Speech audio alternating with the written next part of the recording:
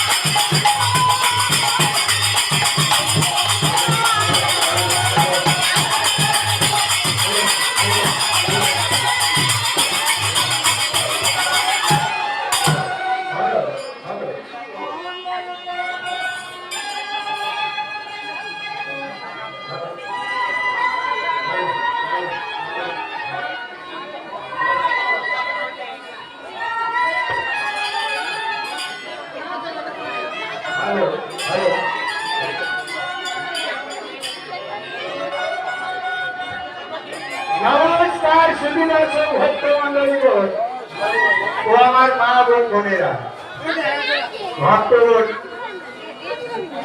আমি প্রথমে জানাই আমাদের গুরুদেব স্বর্গীয় শ্রীমান ভগতরাম মাহাতের আশীর্বাদ ও মাথায় নিয়ে কিছু হরি কথা বলব।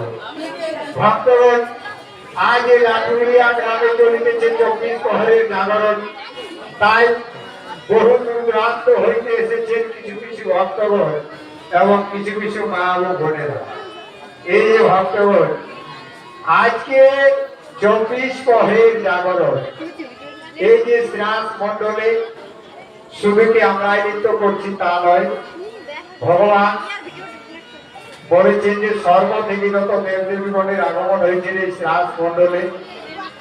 তাই ভগবানের আজকে এই যুগর রূপ এই শ্রাস মণ্ডলে লহরী লহরী ভাবে উদয় হয়েছিলেন।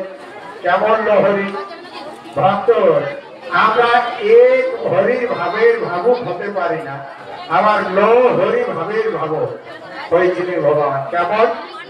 যারা এক ব্রহ্ম দ্বিতীয় নাস্তি তারা মিলে এক লহরী, যারা যুগল মন্ত্র উপাসনা করে তারা মিলে দু লহরী। যুগল মানে রাধা কৃষ্ণের যুগল।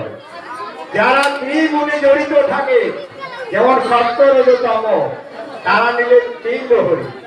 আর যারা 4 বেদের পারে গেছেন অর্থাৎ ঋক সাম যজু অথর্ব, তারা মিলে 4 লহরী। আর যারা পঞ্চতত্ত্বের মর্ম জানে তারা মিলে 5 লহরী অর্থাৎ তৃতীয় তেজ মরুতম, তারা মিলে 5 লহরী। আর যারা সরল মুখে বাস করেছেন অর্থাৎ কাম ক্রোধ লোভ মোহ অষ্টজ, তারা মিলে 6 লহরী। আর যারা 7 সমুদ্রের পারে গেছে তারা মিলে 7 লহরী। কেমন? গঙ্গা যমুনা সরস্বতী গোদাবরী সিন্ধু নর্মদী কাবেরী। আর এই যে শ্রাস মণ্ডলে এসে যারা এই অষ্টতালের মর্ম জানেন অর্থাৎ ভগবান শ্রীকৃষ্ণের 108টি সখী ছিলেন, তাদের মধ্যে প্রধান সখী ছিলেন 8টি: ললিতা, বিশাখা, চিত্রা, চম্পক, লতিকা, সুদেবী, রঙ্গদেবী, তুঙ্গ, বিদ্যা, ইন্দুরেখা। এই অষ্টসখীকে অষ্টতাল শিখিয়েছিলেন ভগবান। আরো কোন রজকম চৈব জ্যোতিষ শশীকার রূপম বিষম্পঞ্চ তানি বন্ধুর এবং সমতা। যারা অষ্টতালের মর্ম জানে তারা মিলে 8 লহরী। আর যারা নবদানকে শুদ্ধ রেখেছেন অর্থাৎ চক্ষু কর্ণনাল নাসিকা বুদ্ধলিঙ্গত, তারা মিলে লহরী লহরী ভাবে উদয়। তাইলে ভক্তগণ, আজ এই শ্রাস মণ্ডলে কি বলছে যে তালে চলো তালে বলো তালে নাড়ো মাথা, আজ শুদ্ধভাবে বলবো আমি খোলের জন্ম। মধু কৈতবের মধ্যে মৃত্তিকা ছিল, বরাহর রূপেতে হরি পাতালিতে গেলেন। দৈত্যরাজ হিরণাক্ষ করিয়ে নিধন, যন্ত্রে ধরি করে সেই দ্বীপের স্থান। সেই দ্বীপেতে মোরা গান বাজনা করি, সংগীতিয়া দামোদর কহে বিচার। মধু কৈতবের মধ্যে মৃত্তিকা ছিল, সেই মৃত্তিকা ব্রহ্মার চক্রে চাপাইল। ডাইনে কৃষ্ণ, বামে রাধা, আর মধ্যে মধ্যে যোগ মায়া। নন্দী ভিঙ্গি গা হইল আনন্দ হইয়া, আর এই সখীরা সব বাঁধি রূপে সাহায্য করিল। রাধা কৃষ্ণ ধ্যানে কুল গঠিত হইল। এই তো খোলের জন্ম কথা সমাপ্ত হয়ে গেল। প্রেমানন্দে ভক্তগণ একবার হরি হরি মালা, হরি হরি মালা, হরি হরি মালা। এই যে ব্রজের সখীগণ, এরা সামান্য জিনিস নয় ভক্ত। ত্রেতা যুগে রাম অবতারে হাজার হাজার মুনি ঋষিরা দীর্ঘদিন ধরে তপস্যা করেছিলেন। কেন করেছিলেন? ভগবান শ্রীরামচন্দ্রকে পাওয়ার জন্য। তাই ভগবান শ্রীরামচন্দ্র মুনিদের তপস্যায় সন্তুষ্ট হয়ে মুনিদেরকে বলে যে হে মুনি ঋষিগণ, তোমাদের তপস্যার কারণ কি? তখন মুনি ঋষিরা বলেছিলেন যে হে প্রভু, আমরা আর মুনি ঋষি হয়ে বনে জঙ্গলে ঘুরতে চাই না, আমরা সকলে নারী রূপী জন্মগ্রহণ করতে চাই। তখন ভগবান কথা দিয়েছিলেন যে তোমরা সকলে নারী রূপে জন্মগ্রহণ করবে সেই মধুরময় বিদ্যা বলে। আর তোমাদের আমি মনোবাসনা পূর্ণ করবো কখন? শারদীয়া পূর্ণিমা তিথিতে পূর্ণ চাঁদকে দর্শন করে তোমাদের মনোবাসনা পূর্ণ করবো সেই নির্ভুল মনে। তাইলে বর্তমান গোপীদের মনোবাসনা পূর্ণ করার জন্যই শ্রীরাস মন্ডল গঠন করেছিল। এই যে শ্রীরাস মন্ডল, প্রত্যেক গ্রামে যে শ্রীরাস মন্ডল, এই গোপীদের মনোবাসনা পূর্ণ করার জন্য ভগবান শ্রীরাস মন্ডল গঠন করেছিল।